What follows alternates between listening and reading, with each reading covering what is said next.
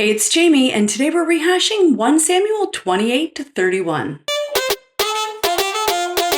Today finds Saul heading to a medium in Endor, which is kind of weird for me because it's been my understanding of scripture that those who claim to speak with the dead or for the dead are frauds and are very mistaken, yet today's passage is quite clear that the medium Saul went to see summoned Samuel's spirit and that Saul spoke with him. I guess the Bible never really tells you that it doesn't work and that mediums can't channel spirits. It just says that they're mistaken and they're frauds and don't go to them. I don't know. It's just an offbeat observation of mine. Sorry, I was just a skosh confused on that one. Let me know if it gave you pause as well, or if you have some insight on it. I'd love to hear it.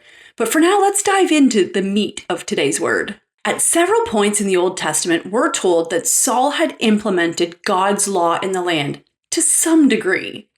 In one introduction to this account, we're told that Saul had expelled all of the mediums and spiritists from the land. That was in accordance with God's law as given to Moses. Yet, despite implementing God's law as the actual law of Israel, God departs from Saul because of his disobedience. I think the learning here is God very clearly shows his desire that we obey more so than offering sacrifices or singing his praises. King Saul thought he could just pick and choose which of God's commands to obey, and he thought that perhaps a good deed or so would sustain him for a beat. While the Lord will forgive us when we fall short of his expectations, we can't act against his commands just because we did something good yesterday. You know what I mean? Being good 70% of the time doesn't give you license to be purposefully bad for the other 30%.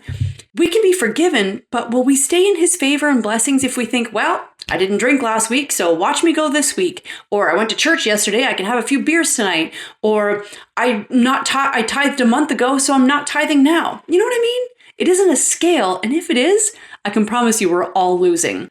Tomorrow we're diving into 2 Samuel 1 to 3 if you want to read ahead. I hope you have a blessed day. Please comment, hit like if you like the video, and don't forget to say your prayers. This is the Bible in a Year theme song.